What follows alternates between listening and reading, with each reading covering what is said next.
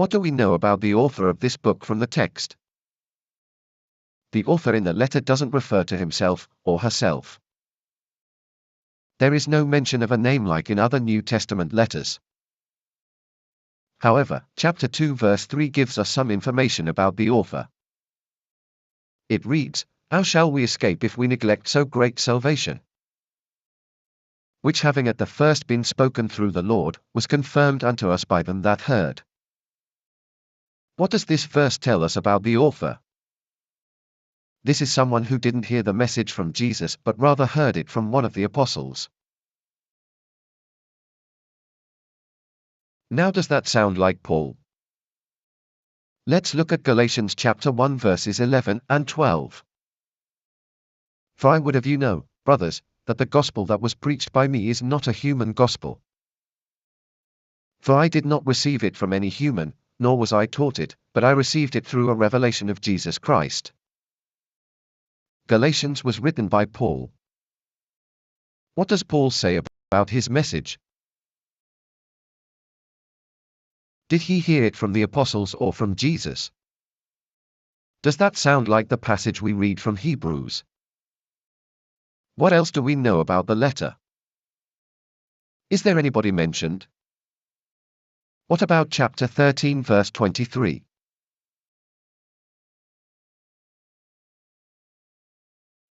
This says, "You should know that our brother Timothy has been released, with whom I shall see you if he comes soon." This tells us that the author is not Timothy. From this, we can conclude that the author is someone who was closely associated with the apostles, but not Timothy, but who isn't one of the apostles. In other words, a leader of the second generation. There is evidence from within the letter that the writer is educated in Greek rhetoric.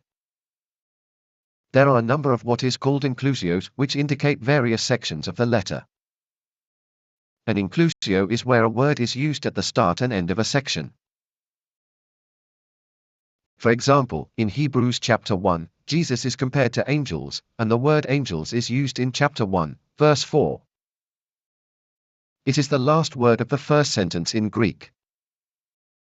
This marks the beginning of the section on angels. Where is the end of the section on angels? It is just after chapter 2 verse 9, where the author again talks of angels. Another of the rhetoric elements of this letter is the use of alliteration. This is where a number of words that sound the same are used together in a sentence. This comes across, in Greek, in chapter 1 verse 1. So what we can learn from this is that the author was an educated writer. From where might this person be? The author doesn't say where he or she is, nor where the audience is. However, there are some clues. What does chapter 13 verse 24 tell us? "Those who are from Italy send greetings." Why would they send their greetings and not others?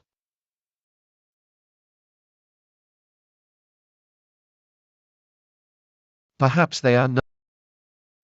If so, then the audience are probably somewhere in Italy. Does the audience sound like they are in a city or in a rural area? There is the idea of a city mentioned in chapter 13 verse 14, which might be drawing on the fact that they are in an urban area. There is the idea of extending hospitality to travelers in chapter 13 verse 2. There is the idea of identifying with those in prison in chapter 13 verse 3. Prisons are more likely to be in cities than in the country in ancient Rome. There is the idea of suffering from ill treatment in chapter 13 verse 3.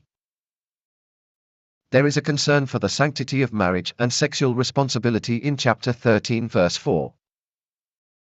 There is also the caution against greed and subversions through crass materialism in chapter 13 verses 5 and 6. These issues could be problems in a rural setting. I'm sure there are marriage problems in the country just as in the city, but they are generally bigger issues in the city. One of main issues with sexual purity in the New Testament times was the temples, which often had prostitution as part of the worship.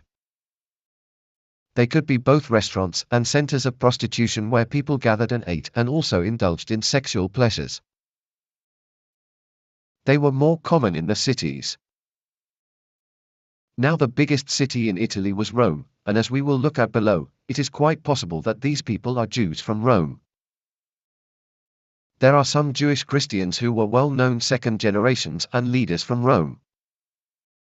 In Acts chapter 18 verse 2, we read about Priscilla and Aquila being expelled from Rome. This Jewish couple then knew the people in Rome and were well-known second-generation leaders. It is interesting that the first time they are mentioned Aquila, the husband is mentioned first, but after that, Priscilla is mentioned first. This might indicate that perhaps she was more of the Christian leader of the two. If that is true, then perhaps this letter was written by a woman. However, there is some evidence that it was written by a male. Some people point to chapter 11 verse 32, which has a male participial, and say that the letter must have been written by a male. Although, it is equally true that a female author could use the male form as author as a standard form, particularly as, outside of Christianity, females weren't allowed to teach.